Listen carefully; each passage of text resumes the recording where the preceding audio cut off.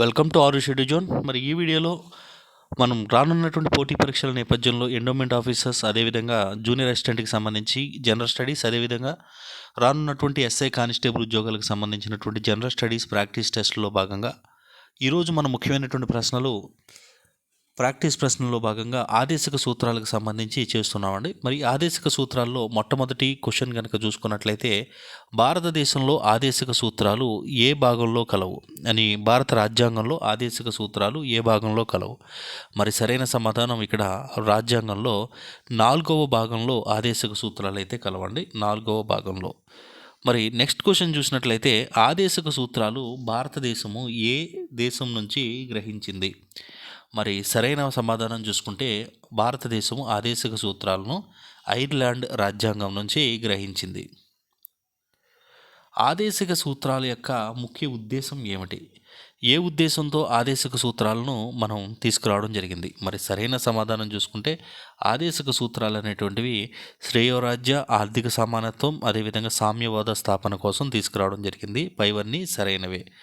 ఆదేశిక సూత్రాలు లక్ష్యాల, ఆశయాల మేనిఫెస్టో. ఆదేశిక సూత్రాలు అనేటువంటివి లక్ష్యాల, ఆశయాలు, మేనిఫెస్టో అని చెప్పినటువంటి వారు వీరిలో ఎవరు అనేటువంటిది ప్రశ్న అండి. మరి సరైన సమాధానం మరి కరెక్ట్ ఆన్సర్ చూస్తే కేసీ వేర్ అండి. కేసీ వేర్ ఇది ఒక విధంగా చెప్పడం అయితే జరిగింది.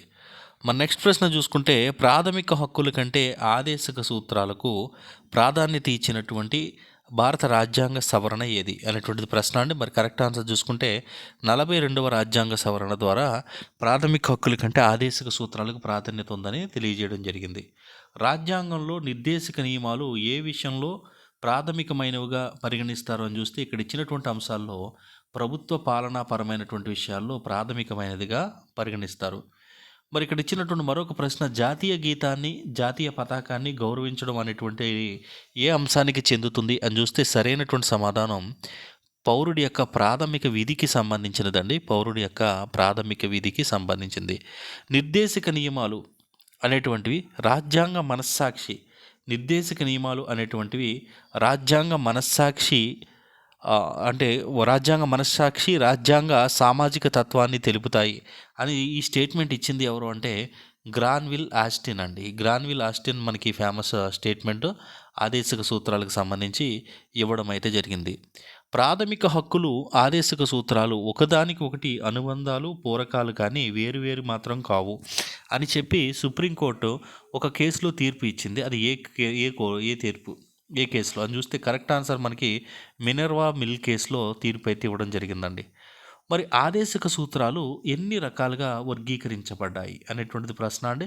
మరి కరెక్ట్ ఆన్సర్ చూస్తే, ఆదేశిక సూత్రాలు మొత్తం మనకి శ్రేయోరాజ్య, సామ్యవాద, అదేవిధంగా మనకి ఉదారవాద, గాంధేయవాద అనేటువంటి 3 రకాలుగా విభజించబడ్డాయి.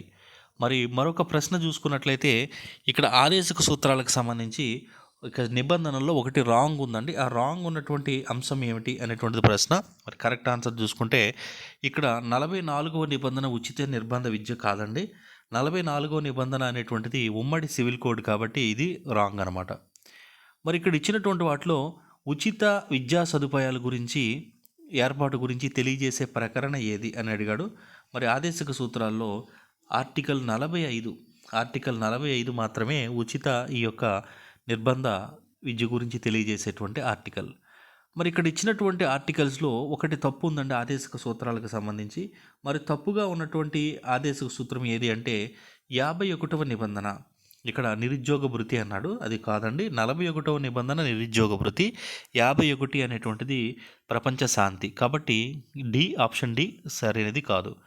వ్యవసాయం, పాడి పరిశ్రమ, జంతు వధ నిషేధం అనేటువంటి అంశాలు మనకు ఆదేశిక సూత్రాల్లో ఏ ఆర్టికల్ తెలియజేస్తుంది అనేటువంటి ప్రశ్న. మరి కరెక్ట్ ఆన్సర్ చూసుకుంటే 48వ ఆర్టికల్ అయితే తెలియజేస్తుంది.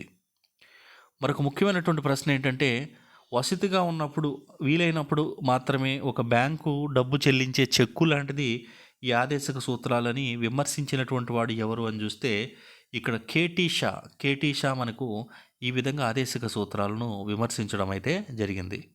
మరి ఏ రాజ్యాంగ ప్రతిపాదనలో తొలిసారిగా మనకు ఆదేశిక సూత్రాల గురించి తెలియజేశారని చూసుకుంటే, మనకు తేజ్ బహదూర్ సప్వు కమిటీ మొట్టమొదటిసారిగా ఆదేశిక సూత్రాల గురించి తెలియజేయడం జరిగింది.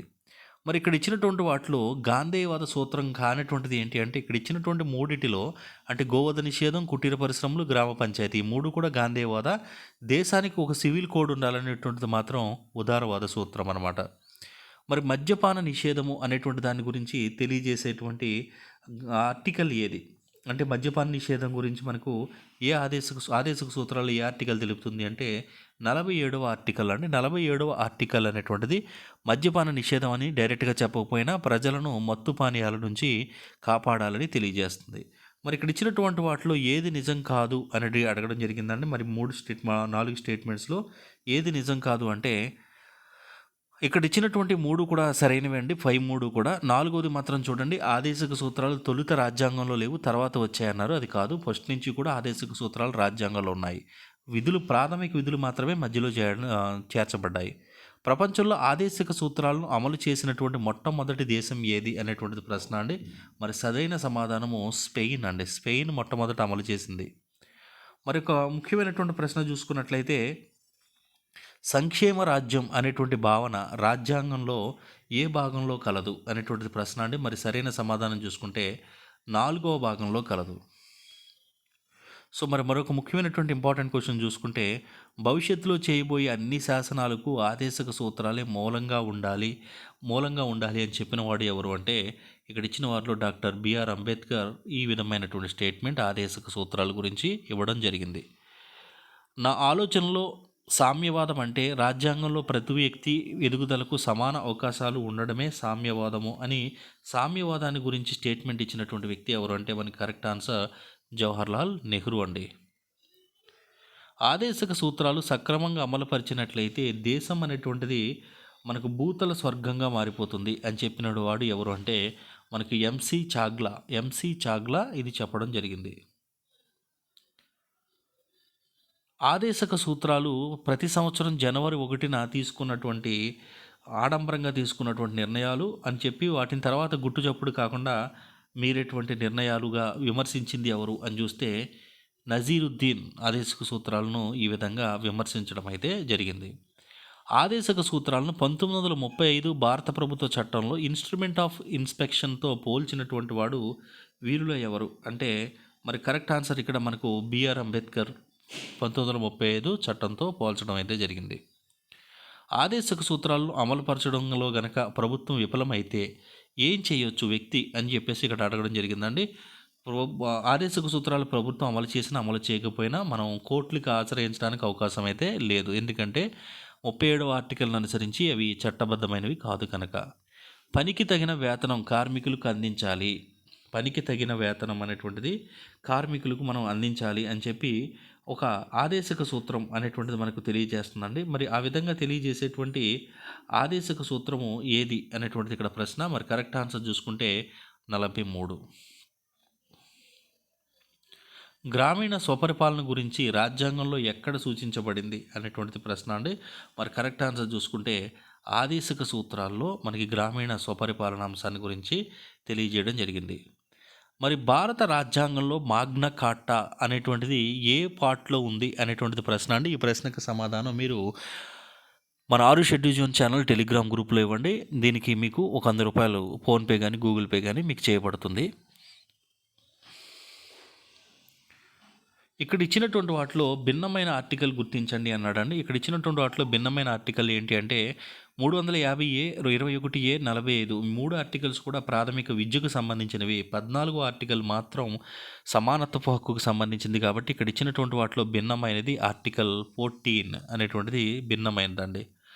మరి భారతదేశంలో సంపూర్ణ మద్యపాన నిషేధం అమలు చేస్తున్నటువంటి రాష్ట్రం ఏది అనేటువంటిది ప్రశ్న అండి. మరి కరెక్ట్ ఆన్సర్ చూసుకుంటే గుజరాత్. సో ఇవి ఈరోజు ముఖ్యమైనటువంటి ప్రశ్నలు అండి. రేపు మరొక వీడియోతో ప్రాక్టీస్ టెస్ట్తో మీకైతే ఇవ్వడం జరుగుతుంది. సో ఈ వీడియో మీకు నచ్చితే ఖచ్చితంగా ఛానల్ షేర్ చేసి సబ్స్క్రైబ్ చేసి లైక్ చేయండి. Thank you.